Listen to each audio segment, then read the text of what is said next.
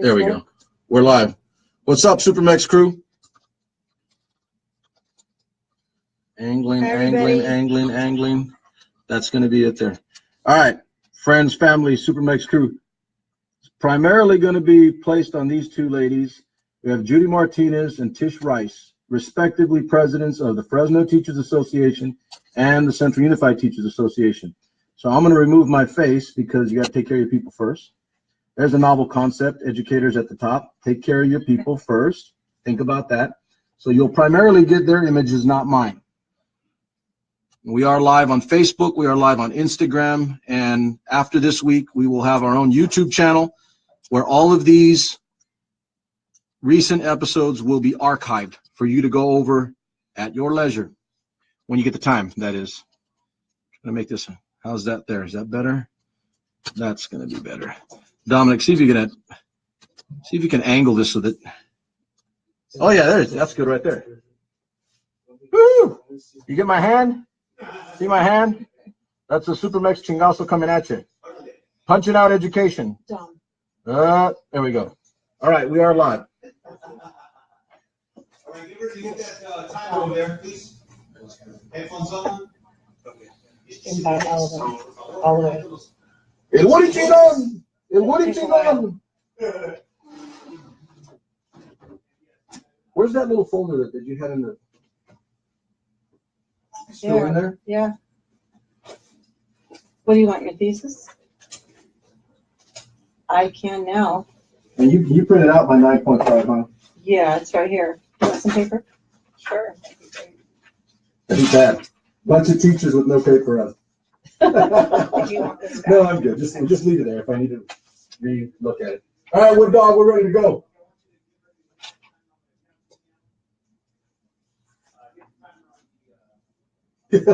Hey, Dominican. You know you're live, right? I do know I'm live. Okay. Now people got nothing but love for me. Yeah, that's right. Thank you. We are good to go. Anytime you're ready, Wood Dog.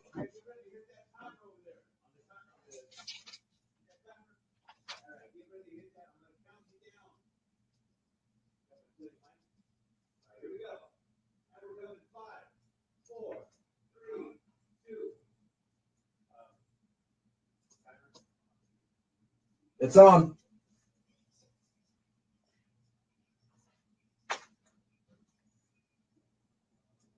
You're on.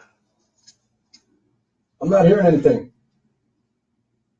It's done. Go. Mine's not go. I can't hear anything. Okay. My mic's hot or not. I hear you. I don't hear anything at all.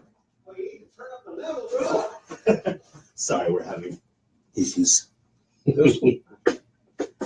I don't hear anything. How about now? You hear yourself now? Yeah, got it. Is this volume? Yeah, there's your volume. I must have turned it down. Right. Start over. You run it back? Yeah, I'm gonna run it back. Hold on. In the meantime, we're live over there. Thanks for joining us, everybody. Those of you who are already on. There you go. Yeah, I like that. I do too. All right, here we go. And we're gonna 5, 4, 3, 2, 1. Hit it.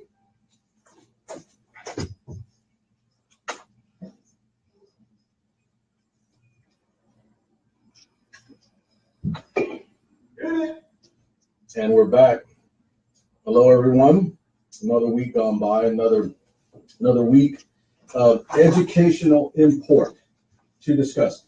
So I got some good comments last week, even though it was a pretty hard-hitting show. It was like, wow, we didn't know about some of these things. We didn't know about the fact that, the money that's being put out in education, it doesn't actually go back into the classroom. And cold, hard reality is that, and I really do believe this, if we were a hell of a lot more efficient systematically about how we spend our pennies, education would be better in general within every system that we have. But as I've said more than a few times, and most of you know by now, education has become, in my words, BBB, Byzantine, bureaucratic, I didn't add another B. I'll have to think of one. Either way, the Byzantine bureaucratic process that is education. That's what it has become. And obviously not in a positive fashion that I've discussed that. It is clearly way beyond Laura Ingalls on the prairie. I mean, we're far beyond that, I can tell you. So it's not about the kid getting the one-on-one attention and rapidly making gains and moving through the system and graduating, say, a K through 12 system with a solid, fundamentally sound, basic core education. And then they're off into the world and they're productive citizens in the United States. That's kind of gone out the window. So I'm really, really excited and happy today for what we have. The last couple of weeks have been solo for me because it was literally hard hitting to the point. I needed to drop the dime on you and let you know exactly what my fact-finding, information gathering mission had accomplished. It's a mission op, and I had to maintain operational discipline to make sure that everything got accomplished that we needed to. And still entirely, it's such a massive mission that we will never get through everything, but we did. And I dropped 9.5 theses on you on the 500-year anniversary of Martin Luther. And that was my tongue-in-cheek approach to getting people to understand that education has become somewhat that entity, the Byzantine bureaucratic process that is education, much in the similar fashion to what the Catholic Church had become out of the Middle Ages. It was the single most powerful entity / group or organization that dictated pretty much the way of the Western world. Now, in our small corner of the multiverse, we're not quite that big, obviously, but in general, that's education in America. And so I wanted to point that out. The issues that we're dealing with are not just in Central Unified. They're in many, many districts throughout this region and throughout the country. And it's about, well, how can we get to everything? I digress a bit before I introduce the ladies in front of me, my guests, but I had an educator, if you want to call him that, a principal actually. We got into a little bit of a quibble about the inequities between sports and other things. And his end-all answer, and you're going to love this stuff, right? Again, it's Friday night football. My team's number one in the Valley. They're getting ready to beat Bakersfield and move on to a final. Got nothing but love for the black and orange because that's where I played and that's where I grew up. But the guy told me, well, that's football. It's always going to be like that. There's nothing you can do about it. And it wasn't in a positive way. It was about inequity. Some people got something and other sports did not. It's kind of the same thing here. So you ask the question, well, that's kind of the way it is everywhere. My answer and my response is, it's okay if you allow it to be okay. And nothing will change if you make no attempt to do so. So I'm not saying I'm going to change all of American education tomorrow night or today or in the future or 50 years from now. What I am saying is I'm going to do my damnedest to make sure that we address our particular corner of the multiverse right here in Fresno. We can do that one step at a time, one parent at a time, one teacher at a time, and God willing, and what it should be, one student at a time. That's what we're addressing. So today, you don't have me, I'm on radio, obviously, so tomorrow, 1680 will be on 3 to 4. That's my hour, the SuperMex hour on a Saturday. But on for my Facebook Live friends and everybody watching, which is where I've gotten a load of my base of followers and listeners. And I appreciate it. Trust me, I've got nothing but love for the fact that you guys are turning in. This isn't an entertainment hour. It's a serious show talking about serious issues. And I know, baby, it is not easy. It's hard to sit there and listen to 1 hour of meat and potatoes. That's a lot. Or in this case, turkey and mashed potatoes. It's not easy. It's difficult. Okay. But as one person pointed out on a Facebook post, I know it's a long time. I know it's an hour, but it's necessary because the things we're talking about are that critical, that important. They're going on right now. We're doing nothing about it. We're sitting back and watching. So I do appreciate and have appreciation for that. And you guys for listening. I've been humbled in that regard. I mean, we've gotten up to 1,800, 2,000 views in just a Facebook Live. And I want to kind of break that bank today. So for those of you that don't know, and before we get started on the show, because I want the show to be meat and potatoes right up to the very last minute, today is my birthday. I will roll over from where I'm at currently in the Tower District on Olive, and we're going to roll over myself, my wife, and some friends. We're going to get a drink at Bobby Salazar's down the road. Some of my friends have texted or emailed me today or messaged me happy birthday, congratulations and all the good stuff. And some wanted to know if I was doing anything tonight.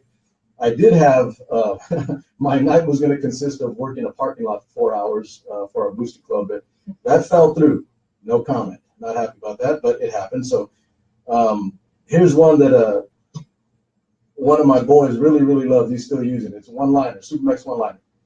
SuperMex says, when life gives you lemons, time to drink some tequila. So I'm going to have some fun tonight. We're going to get something to drink and kick back with some friends. So that's where I'm going to be for all my friends that are out there. If you're wondering what I'm doing tonight, because some of you texted a little earlier, messaged me on Facebook Messenger. I'm going to be at Bobby's right after this show, roughly around 5 o'clock, and just a chance to kick back and relax and have some fun with friends and see people I haven't seen in a long time. So I'm much appreciated. So today, this is what we've got. I've got Judee Martinez, president of the Central Unified Teaching Association, and Mrs. Tish Rice, who is the president of the Fresno Teachers Association. So what I've got for you, I'm always out hard working for my people.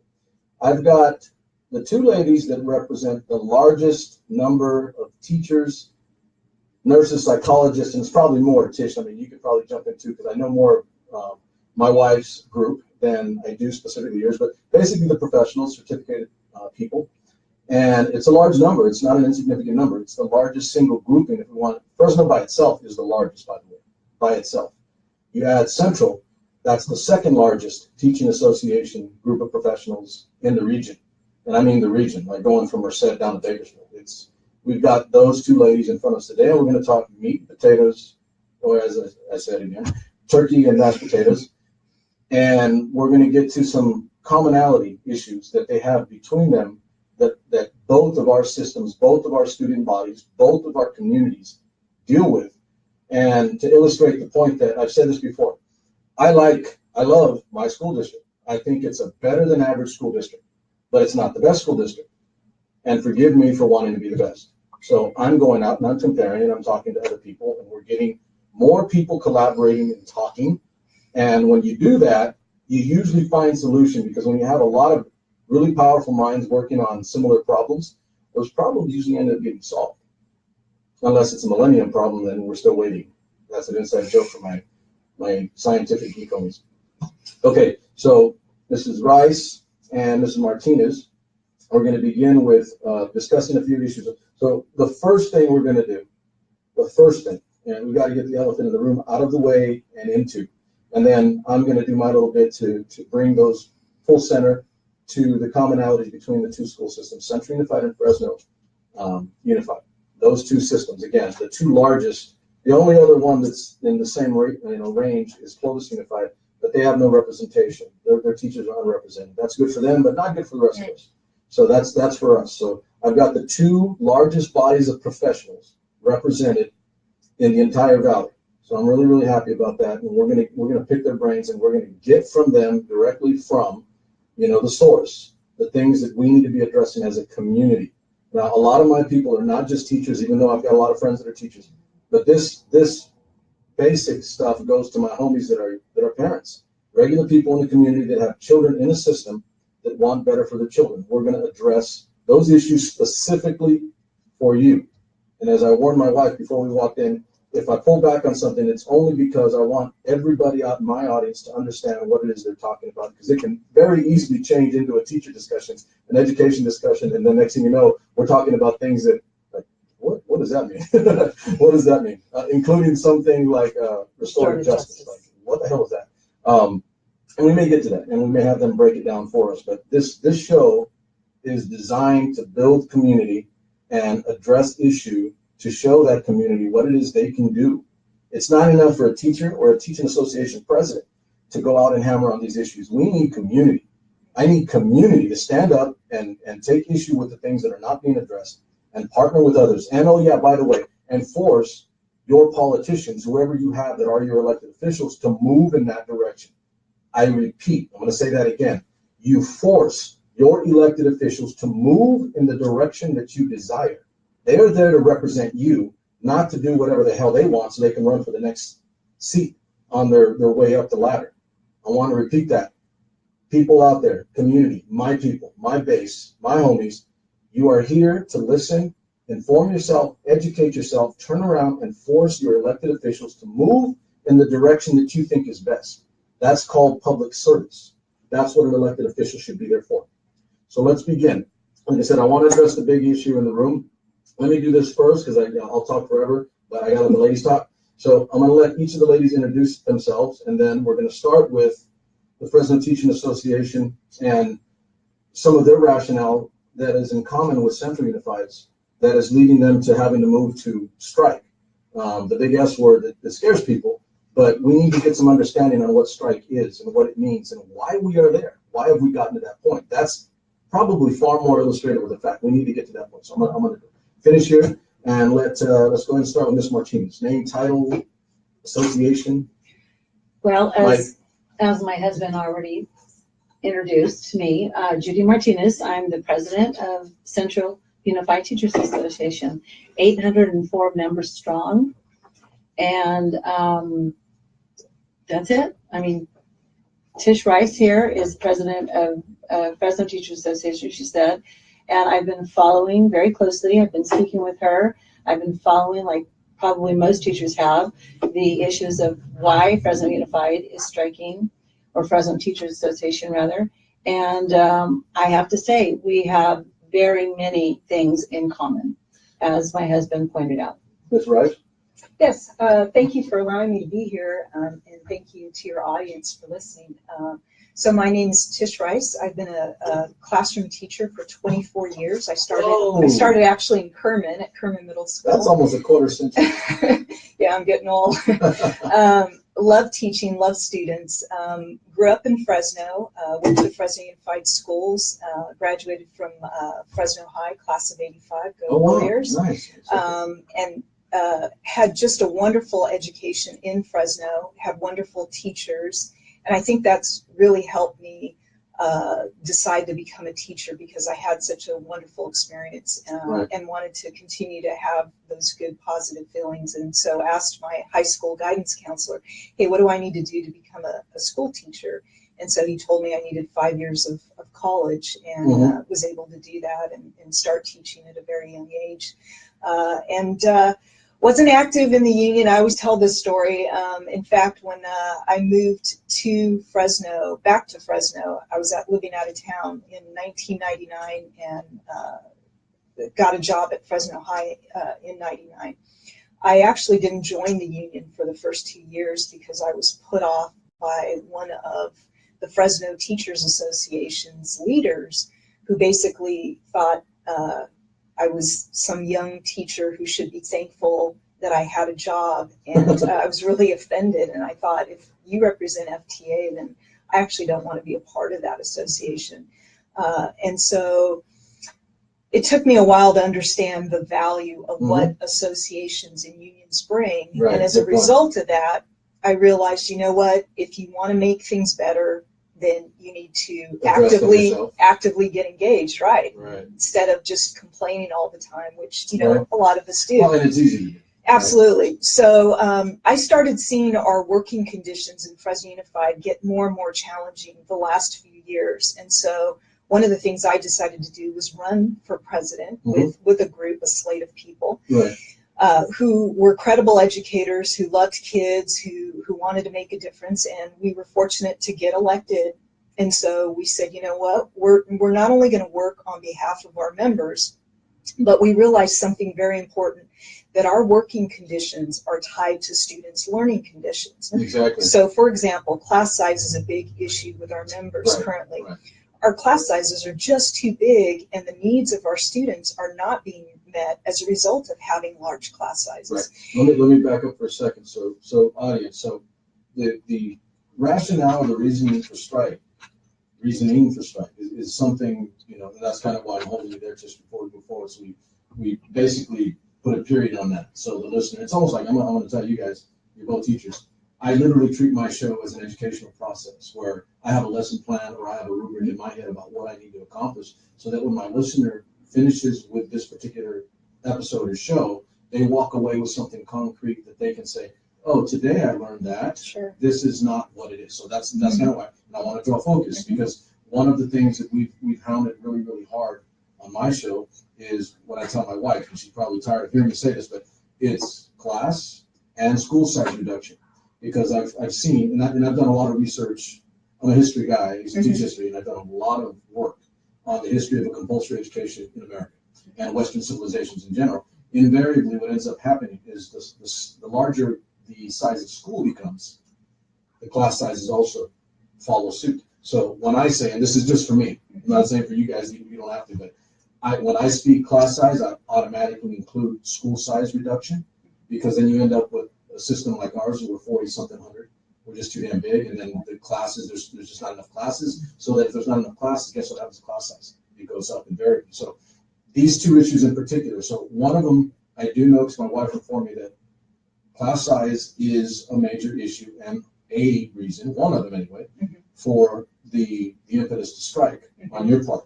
And so I'm going to let both of you two ladies talk on that issue, and you can share if you'd like, on the issue as it affects both of you, because it definitely does affect both systems. But I want to make sure, like I said, for my listener, class size reduction and too many students in a class is a reason to stand up. And I'm gonna take a page out of my own book and say, it's not just a strike, it's standing up for what's right.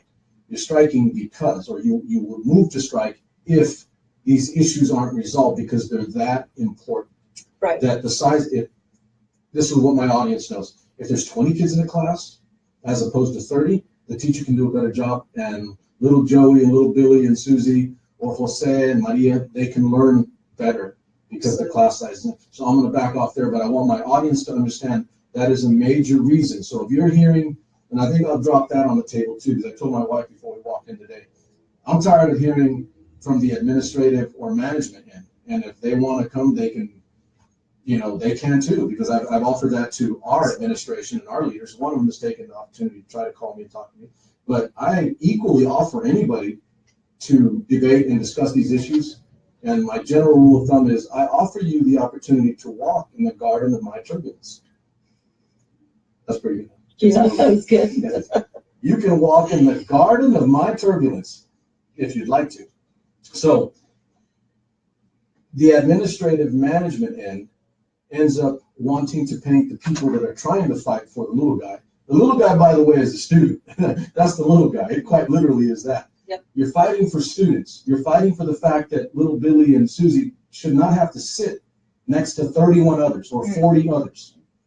You want it down to 20 or 15. That'd be nice. That'd be cool. That'd be really cool. So you're trying to reduce class size. And so what ends up happening is because teachers don't have the ability to go tell the site administrator or district administrator, like, hey, I need you to change the size of our classes now because it's hurting my ability to teach in the classroom. They just do whatever the hell they want. I'm calling them out on that. I'm saying right now on my air for my listener, it's not okay to blame the teacher or the teachers association and unions for standing up for the little guy. That's literally, quite literally what you're doing. And this one's really simple, by the way. Everybody in common, everybody by extension in a community knows, including all parents, that if the class size is smaller, it's a better education. Well, it's funny you say that because every year districts now, their state funding, LCFF funding, they have to go out and get feedback from all major stakeholders. Right.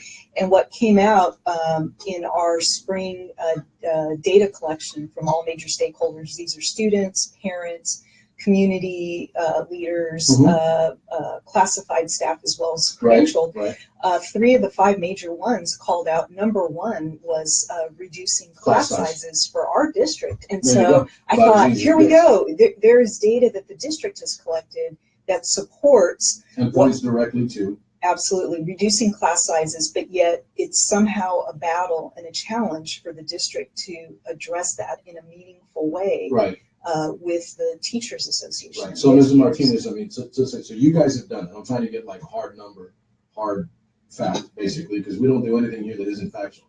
Never lie, never tell an untruth. And if you kind of question, then you're more than welcome to follow up. And I always do that with my viewer. Don't believe me, go find out for yourself. Ask the question, right, ladies, because it is public information. Right? Should be public information. So, Mrs. Martinez, what Mrs. Rice has said, I know we've done that similar, right, in Central Educator. Absolutely. Teachers Association gave input. They also got input from stakeholders. Teachers Association very clear said we need to reduce our class size. In addition to that, when we negotiate, that has been our number one thing. is class size reduction across the board, specifically for our EL learners, for our SPED kiddos. Our numbers are way too high. So you're when it comes to SPED. negotiating in the room and you're telling them we need to reduce classes. We need to do this. You guys do that too, Smaller Ms. Rice, class in your sizes for our negotiations? AP classes. Yes. Yeah, so each side will put across proposals that will state, here's what we'd like to see. And to put context of what we've done prior to negotiating starting in the summer of 2016, we actually held what were called community meetings because we had actually been to the district's LCAP You guys meetings did that yourself. ourselves as an Fresno associate, teachers. absolutely. Good. And we held them at different areas throughout the city of Fresno, so Right. it would be easier for people to access them. Right. And it was wonderful because we did it very differently than the district. The district did a 1 hour, 45 minutes of a canned PowerPoint presentation. Mandatory minimum is what I call it. Yeah, and then they had a canned survey. And so they would collect data and report out, hey, we have 5,000 pieces of information that we've received feedback, right? Is it As me part or of is that. I'm tired of surveys. And so what we did was we gathered folks in round tables so they can sit and talk. Mhm. We set up saying, here's how much money is coming into our district. It's the 4th largest in the state. Right. This year's budget is Right. going to Right. approach $1 billion. Wow. And we said, what would you like to see this money used for? And we gave them basically butcher paper and markers and said, there's no limit, right? We're not going to box you in. Yeah, yeah. You folks decide, as folks who go to school, who work at school, who take your kids to school, who have businesses in the community, what do you want to see the money spent on from your perspective, right? Because we all have a little bit different perspectives, but we have a lot of commonalities.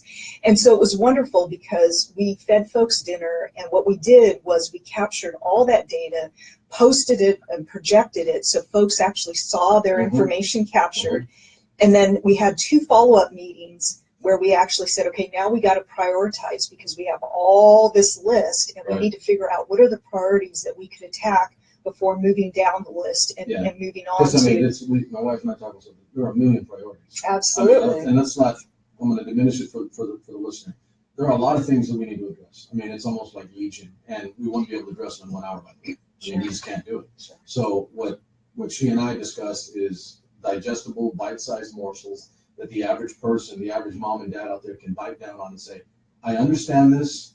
I can say something about this. It may be 1, maybe 2, maybe 3, but the minute you start getting to a large number, you begin to lose focus on what we perceive to be, say, the most critical or the most important at the time, in which case that's kind of why, like, the one for sure, like I said, that I do know is class and school size.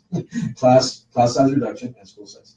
That the Fresno Teachers Association has laid out in front of their leadership as something that needs to be addressed, or we're going to move to strike because you're not doing what's best for our kids. That's one of them.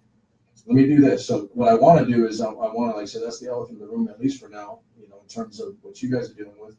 We're not there yet or not, but it is something that, I mean, we have a lot of common issues. So let's do this. So we say class size reduction is an issue for you guys. Class size reduction is an issue for us. I mean, I just took a different tactic. I put it in the form of 9.5 theses, items that we can address. That's how I wanted to narrow it down to things that we can handle. And some of them are really specific to our district, obviously, like the high school situation, 4,300 students. But let's think, I think this is the best way to do it. And I kind of wanted to get you in the room so we're talking. Well, what I've shared with my viewer is that my show is largely and almost entirely unfiltered and unscripted in advance when it comes to, for instance, talking about, hey, I'm going to give you this question, and then I want you to give me the perfect answer for it, because that's what the district does. That's what school districts do.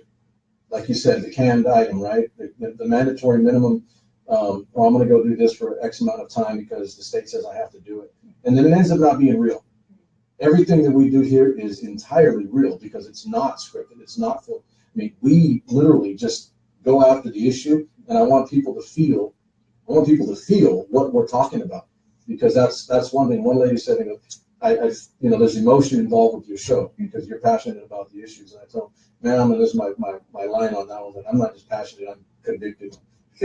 Not as a felon, but in terms of my issue, which is education. So let's do this. So class and school size reduction, school size for me, class and school size reduction. And what we'll do is we'll address the main items that you have listed for Fresno Unified as items that are the rationale for moving to strike because it's that serious and they're not getting addressed, and you guys basically have no recourse. You have no recourse. The only recourse you have is to stand up for yourself and say, you know what, I'm not going to teach in these conditions because you're hurting my kids. That has nothing to do with me as a teacher, right? It has nothing to do with the teacher. It has everything to do with the fact that you can't do your job adequately and you can't do what the state is paying you for. The state pays an ADA for every child that walks through the doors. If you can't do that, then why are you here? That's kind of my question. So as we go, we're going to go through your items, and then Mr. Martinez is going to jump in on those items and draw comparison and commonality with Central Unified so that our people in the Central Unified community can understand, and I want my viewer to really, really get this. The Central Unified community and the Fresno Unified community are dealing with a lot of the same exact issues. We need to talk to each other so that we don't have the expectation that they don't get resolved, because this is what leadership and management does real well. They isolate and they segregate. Ooh, that's ugly, huh? They isolate and segregate communities, and it doesn't have to be what some of you are thinking, okay? But different groups in different areas geographically may have the exact same issues and items, but if you don't talk, then we don't hold their feet to the fire, because now they can separate us and divide us. And when we, I'm gonna say generically, we are separated and divided, we are not as strong. The mechanism that is education, the bureaucracy that is education, is stronger than any one individual or numbers of individuals. It takes not just a teaching union or association, it takes California School Employees Association, which is all staff, in addition to beyond certificated. It takes parent groups, alumni groups, it takes community leaders, whatever that means, because I'm really, really disappointed in the fact that most community leaders or elected officials, not just school boards, generally go hands off and don't get it. Well, I'm not involved with schools. Wrong answer, damn it. You were educated, and there are kids being educated in your system. If you're not doing something for them, and you don't have the the intestinal fortitude necessary to stand up and say that's wrong, even though I'm a city council person, I will speak up for that kid that's not getting an education, regardless of the fact that I wasn't elected to that board, then they're at fault too. So let's run that, because we still have a good half hour, and I want to make sure we cover, if not every one of the Fresno Teaching Association's items for moving to, your ultimate recourse, the only recourse you have, right? Really, I mean, think about it. What can you do? Bargain with them? They're going to do what the hell they want to do anyway. So let's run through these items. You bring up the next one. Let's move on from class and school size. We've seen that's, and I think that's a generic for all of us, right? Smaller class size equates to a better education. At that point, it's all on us as a community to do something about it. If we're not, then that's our fault now. That becomes our fault, including mine for not saying something about it sooner, or saying something louder and prouder to a larger audience, kind of like what we're doing now. If we're not doing that, then we're at fault. Maybe my son's good or my daughter's good, maybe yours, but there are a lot of kids out there beyond your own. And I think that's what we're missing about. So let's go ahead and continue from class and school size. And we can always bring it up if we need to again, and let you guys kind of talk about it. So what is another that you think is that critical? Well, so another that we put across the table was making sure we have enough social emotional supports for students, in the way of making sure that we have more credentialed nurses, school psychologists, and social workers. So let's break that down. So how does that in application? So you're saying we're talking about getting more people to address a need of a student or students that they're not getting, or they're not getting enough of. I think that's kind of it, right? Absolutely. So anyway, one of you go ahead. Well, I want to just kind of segue a little bit, because we're talking about class size. We talked about prioritizing. Class size is important because when your class size is larger, it makes it harder to maintain the discipline in the classroom. And student safety is a huge concern for, I know, both FTA and us. So safety and discipline in the classroom. So student safety is also impacted by class size. Okay, that's good. Absolutely. And that's why class size is a priority, because they go hand in hand. The larger your class, the more discipline issues you're going to have, the more safety issues you're going to have. And it's a huge concern for both of us. So the social emotional that Tish was talking about, we are not adequately prepared to deal with those students. When we say our, you mean like our systems, our sites? Our sites, our systems. She said not enough psychologists, not enough nurses, not enough Okay, counselors, so those are same concrete. thing. Those are concrete. So I want my Speech listener- therapists, Right. right? Tish, I want my for you listener too? to know that these are concrete things, so that if we have these other things, Right. then it becomes, okay, let's put the class size, because that's an easy and obvious one. So easy and obvious, okay, let's hold that here for a second. In addition to class size, because that precludes some of the problems that might arise if you have like 40 kids in class as opposed to 20. Sure. Discipline issues, and I do know that because I did teach. It was a hell of a lot easier to teach when you had less, right? So you're saying that there are other people that the district should be hiring to address these additional needs from kids that aren't getting it, and they're falling through the cracks, or they're causing problems, or they're becoming discipline issues. And no fault of their own. Their services, what they need, isn't being. They're not getting able to get the services because there are not enough people to be able to help them. That's the bottom line. So they continue to be a discipline issue. I'm not even going to say a discipline issue, but they have needs that are not being addressed. And I'm not even talking about a class of 40. I'm talking about, in our district, a class of 28 in K through 3, but we have full inclusion with our SPED, or we're supposed to. So we have some SPED kiddos in there, and they need What is SPED? Special ed, I'm sorry. So special Okay, for the ed listeners, students. so- Yes. The lady is going to speak in these tongues, and Yes. it was like, Just catch it SPED for means us. special education. Yeah, so we have special education students, and they have specific needs. They have, they're on IEPs, and we have What's an IEP? individual educational, yes, I'm sorry, program. It was like I put you guys on the spot. Yeah. You understand why, though? Yeah, oh, I mean, because we're absolutely. speaking in tongues Absolutely. literally, and Yeah. the average listener can't. We got to get our people to know. That's how I can get my listeners to support both you ladies in what you're doing, is they got to know what we're talking about or what we're doing. Right? So again, these kids have needs and they're not being serviced, and that's exactly what Tish was saying. So we are right there with you. So class size leads to the lack of safety and discipline, and we can go on and on about safety at all levels. So Okay, so and I think so. And Tish, you go in a second, but I'm trying to frame that for my, I always try to give the one-liners, and I hate doing that, but it's a necessity, right? Give people the one-liners so they understand, so that when they go talk to an administrator or somebody in leadership or in a position to actually be able to do something, they can hit them with a one-liner. And before that administrator runs back with the edubabble trying to confound the 50 million ways from Sunday, they don't have to, because they know one simple thing. Class size precludes discipline problems. If there are more discipline problems, then that, if one kid is a discipline problem, then potentially he also causes problems for all the students around him in class. well, absolutely, because a teacher can't teach if you have a child who's acting out. And I think that's it. A teacher can't A teach. teacher cannot teach, and they're losing, again, instructional time because they're having to deal with that child.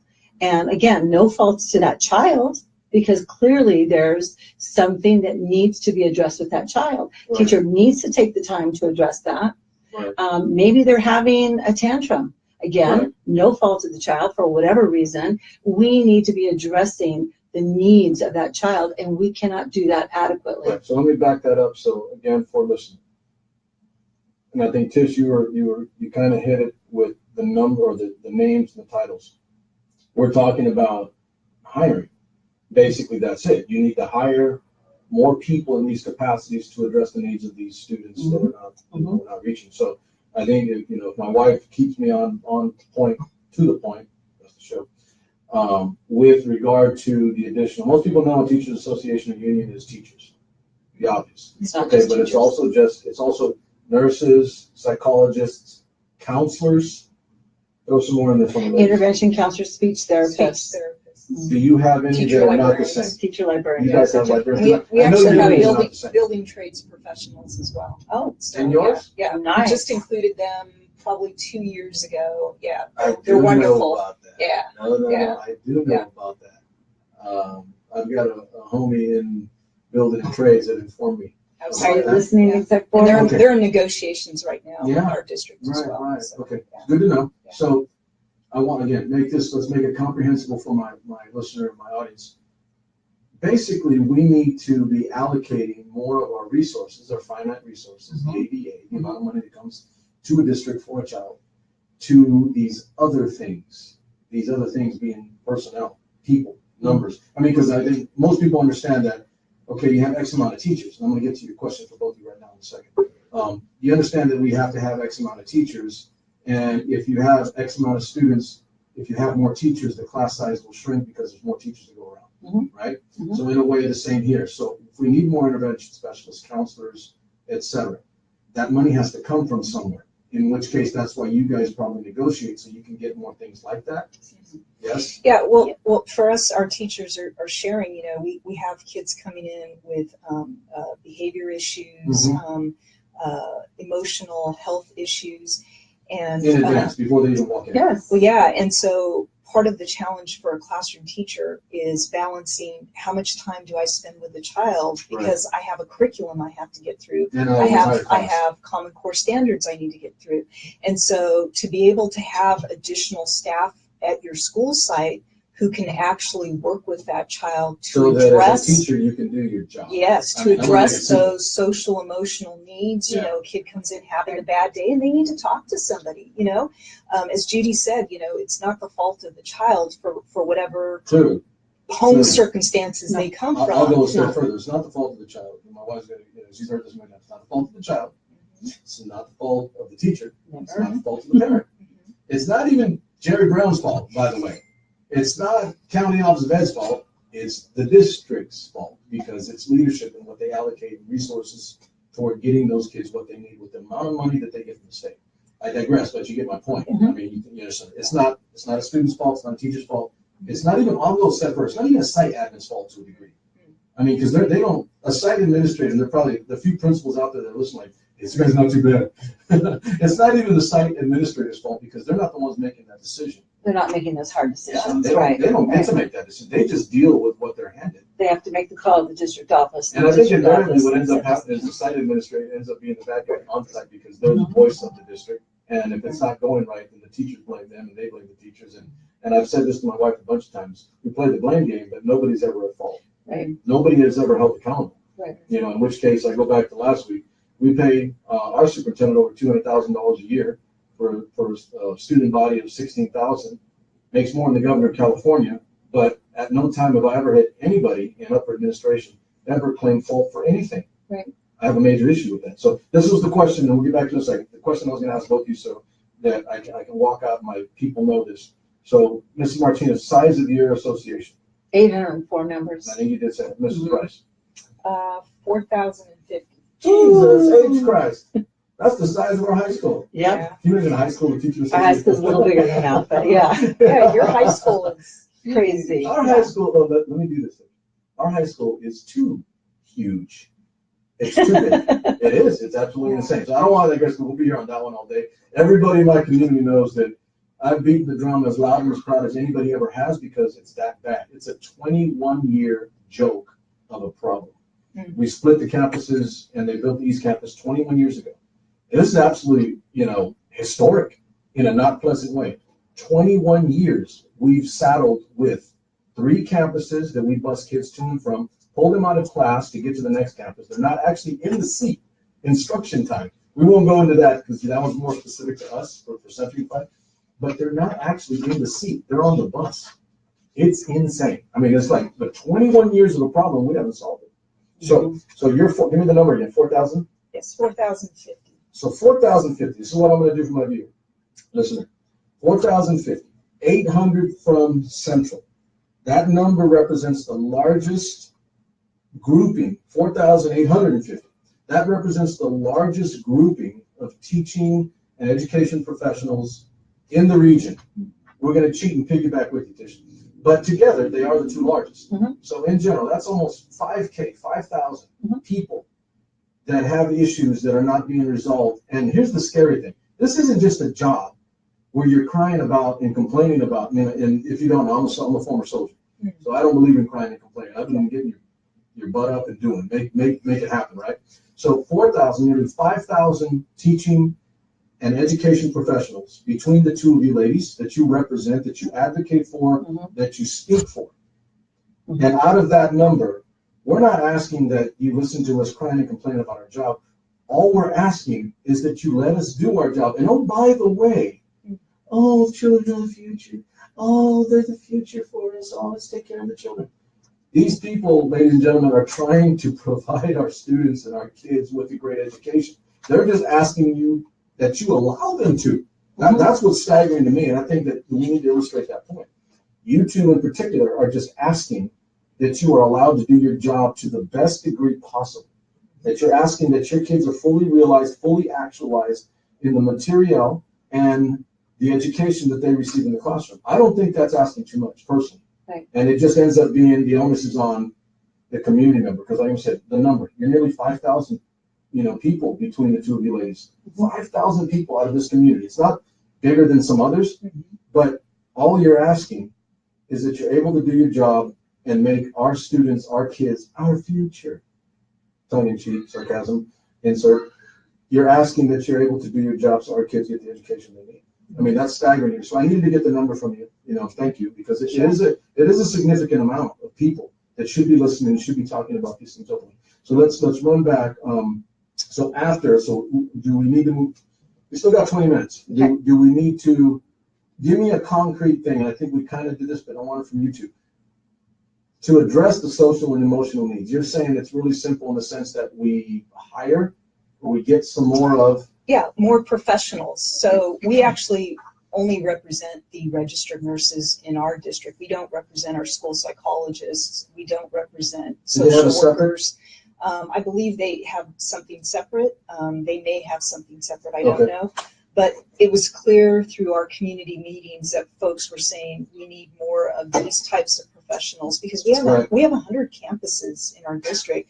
And so it's not good enough that you have a registered nurse that comes 1 or 2 days a week to X elementary school, right? The running joke in Fresno Unified was our teachers were receiving notes from the office saying, please don't send any sick kids on Thursdays and Fridays because there's no one in the, and I just thought that was hilarious, and until I went to visit the sites, and they said, no, this is the reality. And I said, but what if a kid has an asthma attack, right? Or what if a kid is vomiting? Which is what a parent would ask. Yeah, absolutely. Like, how do you tell a parent? Absolutely. Like, okay, your kid can't get sick on this day. Right, absolutely. So those are the things that we've seen, heard, and the community is saying, look, Fresno Unified, you're getting all of this extra funding for students of high poverty, English language learners, homeless youth. We need to make sure that the money is trickling down to our school sites and meeting the needs of our students. Because that's an amount that they're supposed to be allocated. And I'm pausing here for a second because I want people to know this. There are funds and funding sources specifically for those things that go to Fresno Unified or Central Unified. Okay, because then I hear all the time all the excuses, and I'm literally tired of the excuses. Well, we don't have as much money flowing into our coffers as say Clovis Unified. Clovis Unified isn't here, so too bad. But they don't have some of the issues that we deal with in Fresno Unified and Central Unified, right? They don't. They're not getting the same funding. They have a different tax base and they get money for certain things. But here's the thing, and I want our audience and our viewers to understand this: Central Unified and Fresno Unified get money specifically for these things. And all you guys are asking is spend that money in the area that it is allocated for. When the reality is, because I'm going to say this like generically, and some of my friends that are kind of my frenemies that listen because they really don't like what I'm saying, but they listen so they can catch me on saying something. I'm going to give them one they can catch me on. They can give me a call. I'm going to say generically, I don't think that kind of money, Tish, is actually being spent in the areas that it's supposed to be spent. In which case, because if it was, we would actually have more resources in the form of professionals in those positions so that we didn't have to crack a joke like, hey, little Maria doesn't get sick on Thursdays or Fridays. If we have to crack that joke, it's because it's actually taking place, right? I mean, there's a basis in fact to that. So if I said the hard line here is, and I'm thinking like a taxpayer, a person out of the community, if our money's not being spent where it's supposed to, then maybe some of these issues can be resolved for you guys, meaning teachers and professionals, educators in the classroom, because the money would actually be spent where it's supposed to be spent. But clearly, I don't think it is, because we need to hire more people. If you don't have somebody on that site daily, and you have 100, I think you said, what are we, about 20, 25 for Central? 24. We're about a quarter. We're about a quarter of what you guys are. And she deals with similar, and I know that for a fact because she said that. We don't have nurses at every site. We don't have psychologists at every site. We don't have intervention counselors at every site, and they're having to go from, we call them itinerants because they're traveling from site to site. See, I don't think the Speech average therapists person as well. I don't think the average person out there has a handle on that they don't realize, like, because again, you grew up, I'm a Austin Prairie, right? There's, there should be a nurse. If somebody's sick, if somebody's sick, there should be a nurse there, right? Absolutely. I mean, the nurse, the lady that was my nurse, I guess, man, I don't want to go in there. She with me. Okay, but here's the thing: I'd rather have a mean nurse than no nurse, right? Or intervention counselor, or a psychologist, or these other things that we're not getting. So I'm trying to wrap that up so we can get to another one of your items. But I think that one's clear, and you two correct me if I'm wrong. But we clearly need to be hiring. Quote this, Raven, Edgar Allan Poe. If you're not allocating the resources that you're getting specifically for these groups, where the hell's the money going? That's what drives my people. That's what drives my listener. Because we want to know why. It's not just a teacher. We want to know where the hell are you spending the money if you're getting money for doing that. And these two ladies are sitting here telling me that some days you can't get sick because there's no nurse, or that boy comes in and maybe he's a little wild child like I was when I was that age. Okay, maybe I was in junior high and I was a head case. I'll go a step further and I'll share a little bit with my audience. I don't do this often, but I lost my father when I was 9 years old. So 5th grade into 6th grade. And I was a head case for many years after that. I just acted out and I was a problem. You guys are shaking your head like, oh, we know you. Yeah, you knew me. I was a problem in the classroom. And again, not your fault. It happened. It's just something that happened. Right. So that's okay. So I never say it's not my fault. I like saying it's my fault. It's just like it's an army thing. I always accept blame. Not your fault that your father died. Right. There you go. So I accept blame for what happens. The universe tends to unfold as it should. However, you got a little boy and he's crazy, nuts, wild because he doesn't have something or something broken. And I will say that it broke me for a long time. And I acted out. I did the only thing that I had as recourse again. And I did things to cause problems so that I can get attention because I didn't feel like I got it. All right. And there was nobody there for that. Or maybe, no, I take that back. I did. Personally, I did. They sent me to a nurse. There was a teacher. I won't say his name because I've been talking to him a long time and I don't like, putting somebody's name out unless I've got permission. But he sat me down. He had a long talk with me. And it did help. It wasn't perfect. But it was something. He actually gave a damn. But we need people to address those items and issues because I know for a fact that I caused problems in the classroom for the teacher. Right. I know for a fact that I made her life harder. I made her lesson plan more difficult to achieve. So if we hire more people to address those items and issues, and let's get blunt, you take that boy, we'll say me in that case, you take him out of the class and send him to somebody so his problems can be addressed. Exactly. And then maybe when he comes back, maybe he's not as much of a problem. The teacher can teach and do her job. Mm-hmm. That's exactly what we're saying. Yep. And I can't even tell you how many little Richards we have in the classroom right now, starting with pre-kindergarten. Exactly. You like that, right? That's my starting with pre-K all the way to seniors. They come. It's one or the other. It's. I mean. Yes. I mean, kids have issues. Kids have problems. Right. And so for my homies out there, they're like, just get in there, dude. It ain't that easy. It's not that easy. Not that easy. Until you walked in the shoes of a teacher who's in the classroom dealing with these issues, and I'm talking to anyone who's never been in the classroom, you cannot say it's easy because it is not. When you think about teenagers growing up, and we have parents saying that they can't control their own teen, and maybe it's 1, maybe it's 2, maybe it's 3, maybe it's 4. We're talking 38 teenagers in a classroom in Central Unified. We're talking, that's secondary, for our secondary, okay? So, and it is a very, very difficult thing to do. Number one, maintain that classroom, but to teach, to then go on and get these teachers and students to understand the lesson the teacher is doing. It's an immense amount of work.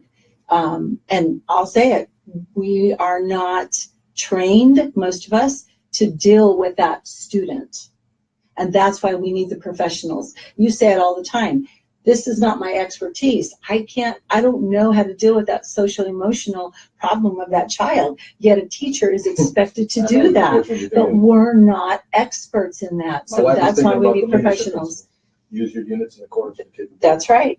That's right. Putting people in their best position to succeed. And every teacher who's in the classroom today, I don't care if I'm not talking to them, we're in the classroom for a reason, because we want to teach them, and we're doing the best that we can. They're not in there, and if they're complaining about, and I won't even use the word complaining, if they're addressing the issue of a discipline problem in their classroom, it's because they cannot just think of that one child or that two of the children. They have they have an entire classroom, and we have parents that have expectations that every single one of those children are taught, and that the instruction is differentiated. We have GATE students, we have EL students, we have SPED students, we have foster kids. I mean, the list goes on and on America, and on. That's every right. Exactly. But who gets the blame when that child is not being taught, when the scores in that classroom isn't high enough? Right. Who gets the blame? It ends up being what, and I think before we began the show, I looked at Ms. Rice, and it always ends up being on the soldier. In this case, the soldier is the educator in the classroom, in the trenches day to day, doing the dirty work. That's right. Of having to meet, and Tish was like, I've got these lines that I repeat them, and they're repetitive because I want people to remember that they're significant, and they're encompassing of a lot of things other than. But my line, and always has been from when I first started teaching, it was a while ago now, but to me, there is no single more important relationship than a teacher to a student. And that is the locus of everything that takes place in an educational setting. This right here, a teacher to a student, a teacher to their class. There is nothing more important than that. We do not exist in education. There is no education if that doesn't take place. Right. So if we're not filtering it through that prism of what is best for the student, then what the hell are we doing here? In some cases, the teacher is literally just trying to do their job. I don't think it's a lot to ask that my community, my parents, my listeners, my viewers, and anybody in America, to be honest with you, sits up and says, okay, listen, if we're not doing that, we're not doing the right thing. Why is it that that's not taking place? Why are we having to make adjustments? Why are we having to look and find alternative ways to actually teach? I do know about differentiated instruction. I taught. I had to. Right. Ladies and gentlemen, differentiated instruction simply means that you have different kids that learn in different ways, different issues, different addressings, and the teacher has to make on the spot adjustments depending on the child, obviously, but they have to teach all students, and they have to differentiate the instruction so that the student learns to the best of their ability. We won't get into all that because that can be a lot more, and I'm down to my last 7-8 minutes. So let's do this. So that was good. We have a clear one. Give me one more. That's your big item. I think we kind of already focused on SPED, but the recruiting and retaining of quality educators. Yeah, absolutely. So recruiting and retaining quality educators. One of the things that we talk about, with this teacher shortage is. Hold on 1 second. Ladies and gentlemen, I'm going to take a drink of my Blake Shelton tea. Hold on. It is indeed the Blake Shelton tea. I'm almost done with it. Everybody see that? They can't see it. A moment of levity. Okay. Continue now. So one of the things that's troubling to me, being in this position now over 3 years, is we lose quality educators who flee to surrounding districts every year. Yeah, I tell you, teaching in a large urban district, it's a tough gig for our educators. And I'm very thankful. I started in a small farming district in Kerman. I did 7 years in Kerman Unified. Yeah, Kerman, Kitty. Yes. And Kerman's like our arch enemy. Yes, I do. And then we outgrew him, and then it's no longer a good rival. Absolutely. And we think we're great because we're just so much bigger. You're way bigger. But, that was for you if you're listening. It was shocking coming into Fresno Unified in '99, but I had 9 years of experience teaching under my belt. So it wasn't as shocking, but yet it was very, very challenging. I saw stark differences. Did your class size increase? So we actually had class size reduction at that time. That was through the state of California, that you received additional funding, right, if your classrooms were 21 or lower. And then that went away, which was a tragedy, but... that one, because not everybody remembers or knows that. Say that again. Yeah, so class size reduction, the state would give districts extra funding to lower their class sizes. And for me at high school, it was in the 9th grade level that you in our algebra classes. So it's wonderful. But attracting and retaining quality educators. So how do you keep teachers from leaving Fresno Unified, right? So you can build them so they can learn. And Absolutely. So one of the things is you have to, and it touches upon what you said, putting people in a position to succeed. I like to say setting students and educators up for success, right? Yeah. So how do you do that? One of the things you got to do is you have to address the working conditions that we've talked about, right? Class size, safety and discipline, making sure that our professionals have additional support on campus to meet the needs of the social emotional needs of our students. It also is important that in order to attract and retain quality educators, we have competitive salary and we have good health benefits so that the health and well-being of our educators and their dependents are taken care of, so they can, that our members aren't having to worry about, teach. Oh my gosh, yeah, I'm now having to deal with a crisis of all these rising healthcare costs that I don't even know if I can stay in this district. And so that's one of the things in Fresno Unified that we've put across the table as well. We've had better health benefits in the past. As a result, we've given up some of those, and now that the district is financially sound over the last 4 or 5 years, we're saying, hey, we need to get back to having better health benefits. And then having salaries that are competitive, that keeps up with inflation, because again, in the surrounding districts, it's not only Central, it's Sanger, it's Clovis, it's Selma, it's Madera. You know, we're all competing for quality educators.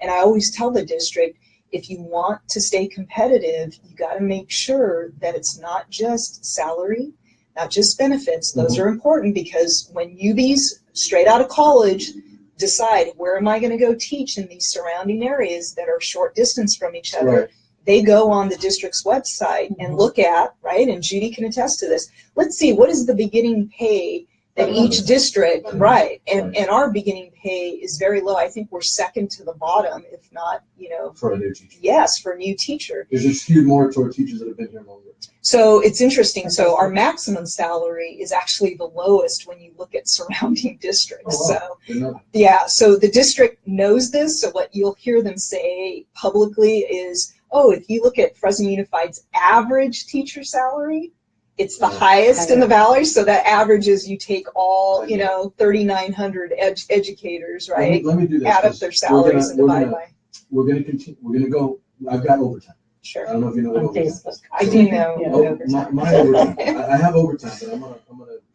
We've done it almost an hour, and you know I talk a little bit at the beginning because I've got my housekeeping to take care of the show. Sure. But you know we've gone an hour, and you know, ladies and gentlemen, these issues they're a hell of a lot more than an hour. All right, they're a hell of a lot more than that. To wrap that particular thought up, I don't think it's. I'm going to say it again. I don't think it's asking a lot. And so I'm going to put this out because, you know, my listenership is not just, you know, Central Unified in particular. On radio, it's everything from Merced to Porterville. I think, what is that? What's our region? What is our region, our broadcast area? No, I know. But how far out do we go? Hey, man, I could walk out in the Tower District and yell real loud, wait a minute, you know, listen to me, it's about education. But how far do we, I think I heard, like, we're up north to Merced and like all the way to Bakersfield to Porterville. Yeah. Okay, so our range. Okay, so our listenership is a hell of a lot more, and it's definitely a big chunk of Fresno, the region, the Greater Fresno area. So this is what I'm asking, and we got a minute and a half here before we go off. Then we're going to continue, ladies, into overtime. What I'm telling you, I'm not even asking you anymore. What I'm telling you, because the people that listen to me, I've even had someone flat out say they listen. They listen because they trust me because I'm honest and I don't play any games. You know, it's unfiltered and to the point. It really is. And so I've got a base. And so what I'm asking of my base, if you're not my base, don't listen to me anymore. It's real simple. Don't listen. Go listen to somebody else. But for my people, the people that listen and listen to what I have to say, I'm telling you directly, and that includes in Central and Fresno Unified, they're asking for competitive pay, heaven forbid, wow, competitive pay with good working conditions. The result of it being a better education in the classroom. Amen. That is not much, ladies and gentlemen. So what I'm telling you to do in a good way, SuperMex way, I'm telling you to talk to each other, talk to people, make it a subject of conversation, and then start making some damn phone calls to your Fresno Unified board members and your Central Unified board members and tell them directly, I elect you to take care of these things so I don't have to listen to them on the radio because they're not happening. So, I mean, I'm just making it as simple as possible because in my framework, it's this. We elect public officials to take care of the jobs so that we can go about our daily business. That's why they get our vote. So I'm telling my listener, talk to Central Unified, talk to Fresno Unified board members, and tell them directly to make sure that we get competitive pay and decent working conditions so we can educate your child and they can move off into the world as productive citizens. SuperMex is out, but I'm about to hit an overtime. None but love for everybody. Happy birthday to the universe. Thank you, SuperMex. Thank you. Okay, so now you can take these off. Oh, good, because my ears are sweating. Yeah. If that's possible. All right, so listeners, so we've got a few more minutes, and you guys heard that last bit. The last bit was, it's not too much to ask for competitive pay and for decent working conditions so that the result of those two things end up being a better education for your child walking through the doors every day. By the way, which is why districts are funded. They get paid for a child to walk through the door. It's called ADA. The state allocates X amount of dollars for every single child that walks through a door. And it's what that district does with that money that distinguishes one district from the next or one community from the next and how well that child is educated. So I'm going to give the ladies some carte blanche here. So we got through 2 or 3 of the main points. And I'm going to kind of let them run wild here because we're in overtime. We can go another 10, 15 at most. And then we got to wrap up because I got a birthday gig to get to so I can have some fun. We weren't done yet. All right, ladies, go ahead. So we were just talking about another issue of attracting and retaining quality educators. And I was sharing with folks that we just want to make sure that our salaries stay competitive. And we return to better health benefits for not only our members, but their dependents as well. And that's something that the district will hopefully address through bargaining. Good. Yeah. I think for us in Central Unified, very similar. We're losing great educators in our district. And it's unfortunate that, and we've brought this up in negotiations many times, and we're not able to retain them, not just because of that, but we have other issues such as, well, we talked earlier, the class sizes for one, but in our high school and some of our middle schools, we have teachers who are roving because we're just out of space. There's no classroom. So they're roving from class to class to class. And just picture that for a second. Those of you who are not in the classroom or those of you who are not roving, they have a cart, seriously. Do they race? Yeah. Well, sometimes they are, because if they're having to go from one class to another, that's not right next door. I know the district tries to put them as close as possible, but it doesn't always work that way. So we're hiring these teachers, and we need these teachers, and they're not staying because, what did we talk about earlier? We're not setting up these teachers to succeed. And if we're not setting them up to succeed, then we're not setting our students up to succeed. We're setting them up for failure. And we brought this to their attention time and time again. So our secondary teachers, some of them don't stay. You know, they have a 2-year probationary period and they're like, I don't need this. With the teacher shortage, we haven't even addressed that. That has made things very, very competitive. So flesh that out between the two, because I definitely think that the populace at large is not really aware of the teacher shortage. You kind of hear it. You kind of like, oh, we need teachers, but they're not aware or really fully understanding of the fact that it is a shortage. There aren't enough educated people prepared for the profession to get in the classroom and do the job. So go ahead and address that. It's a combination of having a perfect storm. So you have the baby boomers who are educators who are now all retiring at the same time, you know, this window of time. Right. That coupled with the fact that you don't have young people going into the teacher education profession. For a variety of reasons. For a variety of reasons, right? So, you know, they're you know, it used to be a more honored profession, the profession of educators. Which we talked about, right? Respected, definitely. Very much respected, esteemed, and valued. Competitive pay? Yeah, absolutely. That went hand in hand because you go to school for 5 years. You go to school to 5 years, not 4. Right. And you continue your education.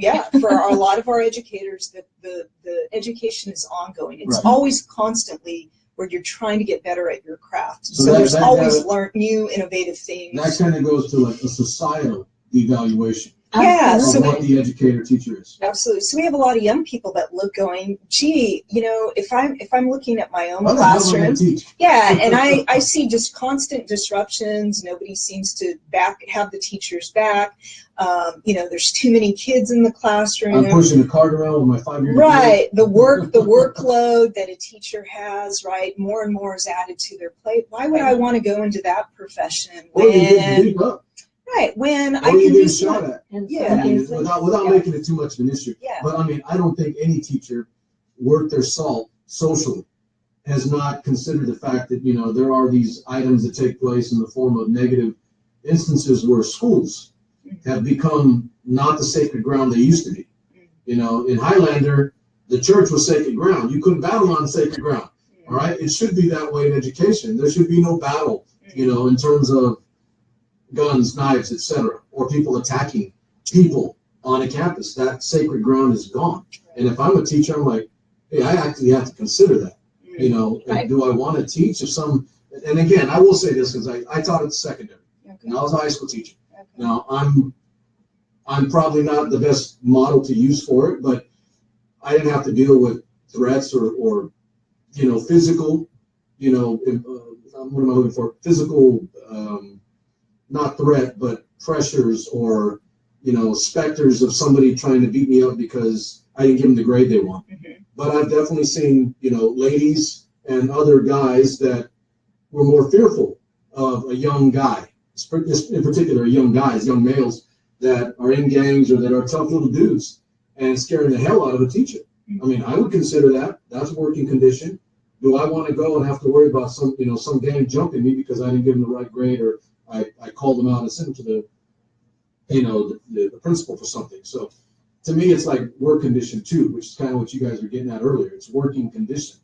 So I'm going to say that working condition does, and I'm not a good model. I left the profession. I'm not a damn good model for that. I shouldn't even be talking about it, but I think my point is like we're losing and we're not replenishing the base, because it's a good point you bring up about the baby boom generation. Right. And we haven't replenished the base. Well, and there's two things that the district needs to address. One, I believe, is you need to continue to keep or retain those veteran teachers that have the years and years of experience, because if the working conditions become too problematic, they're going, you know what, I was planning on doing another 2 or 3 years, but I'm out of here. That's happening. And so we need to keep those folks because they have a wealth of experience. And then on the other end of the spectrum, and stability is so important to build an organizational structure. And experience, because they've been there, they've seen all kinds of, been exposed to all kinds of different classes. And then on the other end of the spectrum, you have your newbies that are coming out, right, straight from college, Fresno Pacific, Fresno State, National. That they need to be set up for success. And let me tell you, it's a shocker when they come and work at a large urban and they realize, you know what, this isn't how I was taught, or I wasn't exposed to necessarily some of these working conditions. And how do you as a district make sure that you're setting them up for success so that they don't quit, right? So I always tell the story. Recently I had a teacher after 10 weeks in Fresno Unified quit, and she emailed me to share that she had resigned. She turned in a letter of resignation, and it was due to discipline issues that were not addressed by administration. And again, I believe it's a systemic problem, because I don't just blame administration. Our district our district has unfortunately built a culture of chasing after metrics, of trying to reduce suspensions and expulsions so that they look good on paper. With formula, right? Yeah, to the detriment of a system that they've created where there's no accountability whatsoever. And so you have like the wild west of discipline and safety in Fresno Unified. And I can give you an example. We had at the end of the school year, a student deliberately poison a teacher's drink. It was at the end of the school year. I heard about that. Yeah, and so are you serious? I'm not kidding. And so what was the consequence that the principal decided to enact for this student? 1-day suspension. And when I heard this from a colleague who taught at the site, I was appalled that the administrator thought that 1 day was what the student should get. Later on that same day in the evening, I got a call from the acting superintendent saying that no, that's not going to happen. The student is being put up for expulsion for deliberately trying to poison the teacher's drink, right? So these are the kinds of things where we're asking for a fair, consistent, comprehensive discipline policy so that we don't have this wild west of arbitrary discipline decisions that are happening that people don't understand, that is causing us to lose quality educators because, as Judee stated, they can't teach in the classroom because discipline has not been addressed in a meaningful way. And that's all we're asking. We're not trying to be unreasonable, but we're saying you have to listen and honor the voice of the educators on the front line that are in the trenches, that are saying, here's what we need in order to set our students up for success. It's as simple as Provide me with something consistent, stable, and that actualizes my ability to do the job. Absolutely. And we won't be losing these quality educators that are new to the profession coming in, that start to realize and doubt, hey, can I do this for another 20 or 30 years? Because they're going, man, this is hard after just a year or two. I don't know if I can. Let me ask you this. Would you hazard a guess and maybe guess that there's some newbie out there that heard about a teacher being poisoned and said, hell with that? Absolutely. Yeah, I don't know, but I really feel though, you got to think about it. We were all new teachers at one point as well, and I'm very thankful again. I started in Kerman, and one of the things I noticed is that I had the ability. First of all, you knew you had your support system of the educators, your fellow colleagues there, who checked in on you and made sure that you were okay, and if you had any questions. But the other thing that I realized was that you were constantly encouraged to be a risk taker, to try things, to figure out what the hell, Kerman? Yeah, what are you doing? What are you going to do that's going to help you grow as an educator? And I'm so thankful for that, because I didn't have this fear of, being told that if I don't get better so early on in my career where I was still learning, if I don't get better, I'm not going to be here next year. That kind of punitive mentality, instead of how do you coach up a new teacher so that they feel valued and supported. I think it goes back to, we got to leave in a second. So when I've talked about to my wife about this, it goes to something you brought up earlier that's really, really critical for us. It's about culture and environment. Absolutely. The stability of the system in which you take place. I see it worse and worse. And I'll put this on record because I've done this before. You're Fresno Unified. I've told people that Central Unified is on the road to becoming more like Fresno Unified in terms of the size and the difficulty of managing these things that pop up day to day. It gets really damn hard because you're so big. We're at that point where we can begin to change some of these things and lay them in foundation so that going forward, we never deviate. For instance, a school of 4,300. We should have a blueprint, a 9.5 thesis item that says the minute we get to 2,000, it triggers an automatic building of the school. You get my point? Right. To have things in place that automatically preclude us from getting too big, too Byzantine, too much of a bureaucracy, too much of this other, where we don't have, I can't even say this, but like Kermit or maybe some of the other smaller school districts where they have something that's clear, what you are there. You have a system and a culture, and they foster that. Once you get too big, it's really, really difficult to get beyond that. I'm going to I've got to cut out. Give me one last positive from either of you for your communities. Well, I just want to say something really quick. So for our central teachers, you heard what Tish had to say. I mean, I concur with everything you say. I can't even tell you the story. Dealing with the same items. Dealing with the same exact issues regarding discipline. That's probably one of the major things that I get called on. I'm dealing with that right now in our district, and in fact presented that to board. They don't like hearing it, unfortunately, but it's the reality of what we're dealing with. So positive for us. There is something we can do about it. We need to stand together, number one. I have this saying that a friend of mine shared, and I'm using it all the time now, but it's the truth. What we allow is what will continue. We can no longer allow it. We need to work together. We need to engage our community members and teachers out there, our nurses, everybody. You guys are the number one communicate with our community members. You talk to them on a daily basis. You need to be talking to them about this. We need to be working together because besides our parents, we are the number one advocates for our students. And if we are doing what's right for our students, we're doing right for everybody. Yeah. And I'll just end with, I think it's important to continue to have collective action as a group, because one or two folks speak out and sometimes they don't listen to teachers, they don't listen to students, but collectively our voice is that much stronger when we work together. And I really appreciate you giving us time this afternoon. So thank you. I'll piggyback a sec for both the ladies. So this is it. You've got teachers and education professionals.